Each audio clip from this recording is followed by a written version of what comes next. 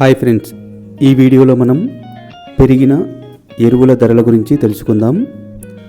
రైతులు ఎక్కువగా ఉపయోగించే కాంప్లెక్స్ ఎరువులు అయినటువంటి 20-20-13, 14-35-14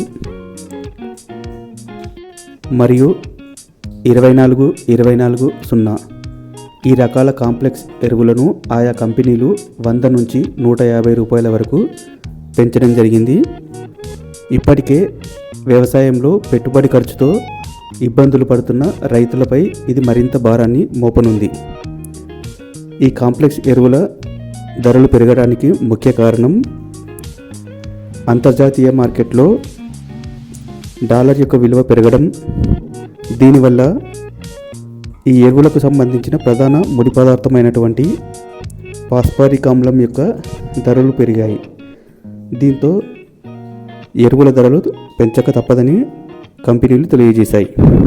ఇక పెరిగిన ఎరువుల ధరల్లో ముఖ్యంగా రైతులు ఎక్కువగా ఉపయోగించే ఫర్టిలైజర్ 20-20-13 దీని ధర వర్షాకాలంలో 1120 రూపాయలు ఉండే మా ఏరియాలో ప్రస్తుతం అది 1300గా పెరిగింది.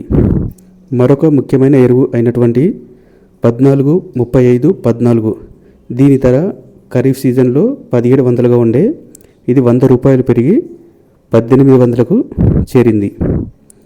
అలాగే మరొక ఫర్టిలైజర్ 24-24-0 దీని ధర కూడా వర్షాకాలంలో 1700గా ఉండే ప్రస్తుతం ఇది 1800 అయింది. ఇక రైతులు ఎక్కువగా ఉపయోగించే యూరియా మరియు డిఏపి అలాగే పొటాష్ ఈ ధరలకు సంబంధించి ఎటువంటి మార్పు లేదని ఆయా కంపెనీలు తెలియజేయడం జరిగింది. ఇక్కడ ఒక చిన్న రిక్వెస్ట్ అండి, చాలామంది మన ఛానల్ని చూస్తున్నారు కానీ లైక్ చేయట్లేదు. ప్లీజ్ వీడియో నచ్చితే లైక్ చేయండి. ఇక్కడ మరొక ముఖ్య విషయం, ఆల్రెడీ ప్రాథమిక సహకార సంఘాల్లో ఉన్న పాత స్టాక్ పాత రేట్లకే ఇవ్వడం జరుగుతుందని చెప్పి ప్రభుత్వం తెలియజేసింది. కాబట్టి మీకు లోకల్గా ఉన్న సహకార సంఘాల్లో ఎరువులు అందుబాటులో ఉంటే తీసుకోవడం చాలా మంచిది.